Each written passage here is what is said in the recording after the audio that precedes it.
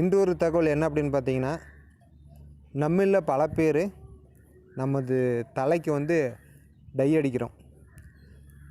எதுக்காக அப்படின்னா, வயசான நபர்களுடைய தோற்றத்தை குறைப்பதற்காக டை அடிக்கிறோம். அப்போதைக்கு அது கருப்பாக கவர்ச்சியாக நல்லாயிருக்கும். பட் அதை அடித்த பிறகு நாளாக நாளாக அதன் மூலிமா வரக்கூடிய பிரச்சனைகள் என்னென்னு நிறைய நபர்களுக்கு தெரியாது. அதை அடிக்கும்போது நம்ம அடிச்சுட்டு வெளியில் போகும்போது வெயில் அடிக்கும், வேர்வை வரும். அப்போ அதில் இருக்கக்கூடிய அந்த கெமிக்கல் எல்லாம் நம்ம மண்டைக்குள்ளார போகும். அதனால் நிறைய பிரச்சனைகள், குறிப்பாக சொல்லணுன்னா கேன்சர், தோல் தொடர்பான வியாதிகள் அதெல்லாம் நிறைய வந்துக்கிட்டு இருக்குது. நீங்களே கூட பார்த்துருப்பீங்க, நிறைய நபர்களுக்கு வந்துக்கிட்டு இருக்கு. இயற்கையாக நடக்கக்கூடிய ஒரு விஷயத்தை நம்ம செயற்கையாக மாற்றணும் அப்படின்னு நினச்சா அது இயற்கைக்கு எதிரான செயல்.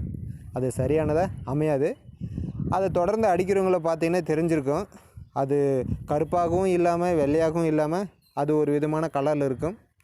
அதனால் நம்மளுடைய இயற்கை தோற்றத்தை இயற்கையாகவே இருக்கட்டும். அதுதான் எப்பயுமே நம்ம உடல் நலத்துக்கு நல்லது. அதனால் இந்த டை அடிக்கிறத மேக்ஸிமம் தவிர்த்துடுங்க அப்படின்றத இதன் மூலிமா சொல்லிக்கிறேன்.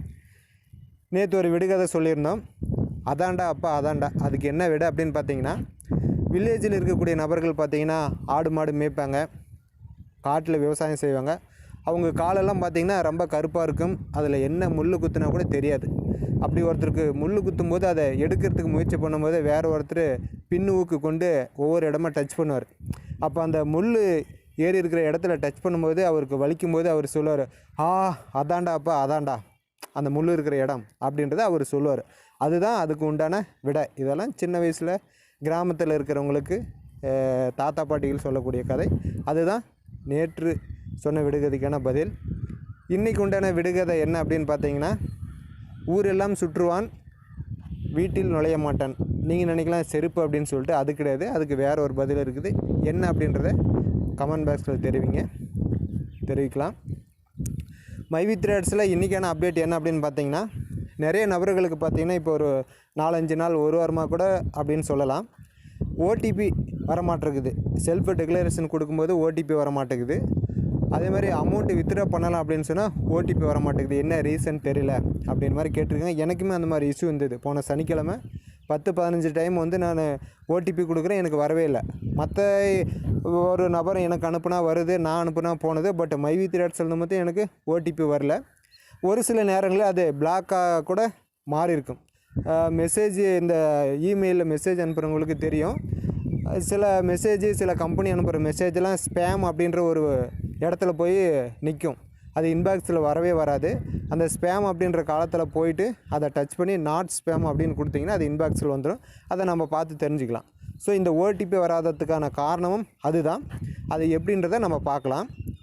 உங்களுடைய உங்களுடைய செல்ஃபோன் ஓப்பன் பண்ணிங்கன்னா உங்களுக்கு நார்மல் மெசேஜ் வர ஒரு அப்ளிகேஷன் இருக்குது இல்லையா, அந்த அப்ளிகேஷன் இப்போ என்னோடதை நான் ஓப்பன் பண்ணி காமிக்கிறேனே. இந்த மாதிரி இந்த மெசேஜ் ஓப்பன் பண்ணிங்கன்னா சில பேர்த்துக்கு பார்த்தீங்கன்னா மெயில் ஓப்பன் ஆகும். ரைட் சைடு மேலே பார்த்தீங்கன்னா மெயில் ஓப்பன் ஆகும். இந்த மெயிலில் டச் பண்ணிங்க அப்படின்னு சொன்னால் உங்களுக்கு இதில் பார்த்துங்க 2வது காலத்தில் ஸ்பேம் அண்டு பிளாக்டு அப்படின்னு இருக்கும். இதை டச் பண்ணிங்க அப்படின்னு சொன்னால் இதுக்குள்ளார பாருங்கள் ஒரு மெசேஜ் பிளாக் ஆகிருக்குது. எனக்கு இது இன்பாக்ஸில் காட்டவே இல்லை. இப்போ உங்களுக்கு வெளியில் காமிக்கிறேன் பாருங்கள். இதில் பாருங்கள், இந்த வீரமணி அப்படின்ற ஒரு மெசேஜ் எனக்கு இன்பாக்ஸில் வரவே இல்லை. பட் நான் இதுக்குள்ளார போயிட்டு இந்த ஸ்பேம் அண்டு பிளாக்டு அப்படின்றதில் போய் டச் பண்ண அப்படின்னு சொன்னால் இந்த இடத்துல உங்களுக்கு ப்ளூ கலரில் காமிக்குது பாருங்கள், நாட் ஸ்பேம் அப்படின்னு காமிக்கும். இதை டச் பண்ணிங்க அப்படின்னு சொன்னால் ஆட்டோமேட்டிக்காக அந்த ஸ்பேம்ன்றது போயிடும். மறுபடியும் இந்த பக்கம் வெளியில் பார்த்தீங்க அப்படின்னு சொன்னால் உங்களுக்கு அந்த மெசேஜ் வந்துருக்கும். இதில் நம்மளுக்கு காமிக்கும். சரிங்களா? இதே மாதிரி தான் உங்களுக்கு மைவி த்ரெட்ஸ்லையும் அந்த பிளாக்டில் போயிட்டு உங்களுக்கு இந்த மெசேஜ் இருக்கும். அதை நீங்கள் செக் பண்ணி பார்த்துட்டு அந்த நாட் ஸ்பேம் அப்படின்றத கொடுத்துட்டிங்கன்னா உங்களுக்கு மெசேஜ் நார்மல் மெசேஜ் வந்துடும். இப்போ பாருங்கள், நான் கொடுத்தது எதுவுமே காமிக்கல. அதே மாதிரி நான் சனிக்கிழமை ஒரு 10-15 டைம் ட்ரை பண்ணேன். இது எல்லாமே அந்த ஸ்பேமில் போயிட்டு இருந்ததுனால எனக்கு தெரியல. அதை ரிலீஸ் பண்ணி விட்டதுனால எனக்கு வந்துருச்சு. அதையுமே நான் உங்களுக்கு காமிக்கிறேன் பாருங்கள். இந்த பக்கம் பார்த்தீங்கன்னா உங்களுக்கு தெரியும் பாருங்கள், சாட்டர்டே 8:53 எத்தனை டைம் ட்ரை பண்ணியிருக்கேன் பாருங்கள், மெசேஜ் வரவே இல்லை. அதுக்கப்புறம் சண்டே ட்ரை பண்ணியிருக்கேன், அதுக்கப்புறம் நேற்று கூட ட்ரை பண்ணேன், எனக்கு வரவே இல்லை. அதுக்கப்புறம் நேற்று என் நண்பர் ஒருத்தர் சொன்னார், இந்த மாதிரி ட்ரை பண்ணி பாருங்கள் அப்படின்னு சொல்லிட்டு. ஸோ நான் பண்ணி பார்த்தேன், எனக்கு ஓடிபி வந்துடுச்சு. ஸோ அதுக்காக தான் இந்த வீடியோ. நீங்கள் எல்லோரும் ட்ரை பண்ணி பாருங்கள், கண்டிப்பாக எல்லாத்துக்கும் ஓடிபி வரும். சில நபர்கள் சொல்லலாம், இந்த மாதிரி அந்த மெசேஜ் அப்ளிகேஷனில் போனால் எனக்கு வந்து மெயில் ஓப்பன் ஆகலை, நார்மலான ஒரு மெசேஜ் அப்படின்னு சொன்னால் அது எப்படி இருக்கும் அப்படின்றத உங்களுக்கு காமிச்சிடுறேன். இந்த மாதிரி உங்களுக்கு நார்மல் மெசேஜ் ஓப்பன் பண்ணிங்கன்னா மேலே உங்களுக்கு பார்த்தீங்கன்னா செட்டிங்ஸ் அப்படின்னு ஒரு ஆப்ஷன் இருக்கும். ரைட் சைடு பார்த்தீங்கன்னா ஒரு ரவுண்டு கலரில் இருக்குது பாருங்கள். அந்த செட்டிங்ஸை நீங்கள் டச் பண்ணிங்க அப்படின்னா உங்களுக்கு அடுத்தது இந்த மாதிரி ஒரு ஆப்ஷன் வரும் நிறையா. ஷோ ப்ரொஃபைல் ஃபோட்டோஸ், இந்த மாதிரி கீழே நோட்டிஃபிகேஷன் குரூப்பு. இதில் 4ஆவது பாருங்கள், ஷோ பிளாக்டு எஸ்எம்எஸ் அப்படின்ட்டு பாருங்கள். இது உங்களுக்கு சப்போஸ் ஆஃபில் இருந்தால் கூட உங்களுக்கு இந்த மெசேஜ் உங்களுக்கு காமிக்காது, எந்த மெசேஜ் வந்தாலும் காமிக்காது. இதை வந்து நீங்கள் எனேபிள் பண்ணி விட்டுட்டிங்கன்னா உங்களுக்கு ஆட்டோமேட்டிக்காக மெசேஜ் உள்ளுக்குள்ளார வந்துடும். இந்த 2 முறையை ட்ரை பண்ணி பாருங்கள், கண்டிப்பாக உங்களுக்கு எஸ்எம்எஸ் வரும். இது வந்து எல்லாத்துக்கும் நடக்குதானே கிடையாது, யாரோ ஒரு சிலர்களுக்கு ஏதோ ஒரு தொழில்நுட்ப கோளாறு, அதனால தான் இந்த மாதிரி ஒரு சில நபர்களுக்கு ஓடிபி வராமல் இருக்குது. இந்த முறையை ட்ரை பண்ணுங்கள். யாருக்காச்சும் உங்கள் டவுன்லைன் மக்களுக்கு வரல அப்படின்னு சொல்லி கேட்டாங்கன்னா இந்த முறையை நீங்கள் ட்ரை பண்ணலாம்.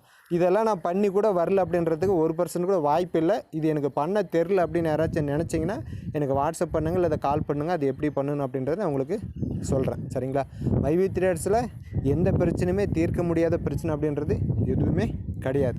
அதை நம்ம சரியான முறையில் போனோம்னா கண்டிப்பாக சரி பண்ணிடலாம். இந்த வீடியோ கண்டிப்பாக உங்களுக்கு பயனுள்ளதாக இருக்கும் அப்படின்னு நான் நினைக்கிறேன். நீங்களே நினச்சிங்கன்னா நமது சேனலை சப்ஸ்கிரைப் பண்ணுங்கள், நண்பர்களுக்கு ஷேர் பண்ணுங்கள். மேலும் புதிய நபர்கள் மைவி த்ரெட்ஸில் ஜாயின் பண்ணணும் அப்படின்னு நினச்சிங்கன்னா உங்களுடைய பெயர், பிறந்த தேதி, ஃபோன் நம்பர், மாவட்டத்தின் பெயர், பின்கோடு டிஸ்பிளேவில் தெரிய நம்பருக்கு வாட்ஸ்அப் பண்ணுங்கள். உங்களுக்கு ஃப்ரீயாக மைவி த்ரெட்ஸில் இணைத்து விடலாம். இன்றைய காலகட்டத்தில் கிட்டத்தட்ட 40 லட்சம் பேர் மைவி த்ரெட்ஸில் ஜாயின் பண்ணி கிட்டத்தட்ட 30 மாதமாக ரன் பண்ணிகிட்ருக்கிறாங்க. எந்த பிரச்சனை எதுவும் இல்லாத. ஒரு சில நபர்களை குறை சொல்லிக்கிட்டு தான் இருப்பாங்க. நிறுவனம் ஓப்பன் பண்ணி சில மாதங்களில் மூடிட்டு இப்போ வரும் அப்போ வரும் அப்படின்னு அப்டேட் கொடுத்துட்ருக்கிற நிறுவனத்துக்கு மத்தியில் ஓப்பன் பண்ண நாள் முதல் இன்று வரை எந்த பிரச்சனையும் இல்லாமல் யாருக்கும் எந்த இன்கமும் வரல அப்படின்றது எந்த ஒரு குறைபாடும் இல்லாத நடந்துக்கிற ஒரு நிறுவனம் அப்படின்னா அது மைவி த்ரெட்ஸ் மட்டுமே. இதை நான் சொல்ல வேண்டிய அவசியமே கிடையாது. பார்க்குற உங்களுக்கே தெரியும் மைவி த்ரெட்ஸ் நிறுவனம் எப்படின்னு சொல்லிட்டு. ஸோ உங்கள் வேலையை நீங்கள் சரியாக செய்யுங்க, உங்களுக்கு உண்டான இன்கம் மைவி த்ரெட்ஸில் என்றும் கிடைக்கும் அப்படின்றத சொல்லிக்கிறேன். மீண்டும் நாளை ஒரு புதிய மைவி த்ரெட்ஸ் அப்டேட்டுடன் உங்களை சந்திக்கிறேன். நன்றி.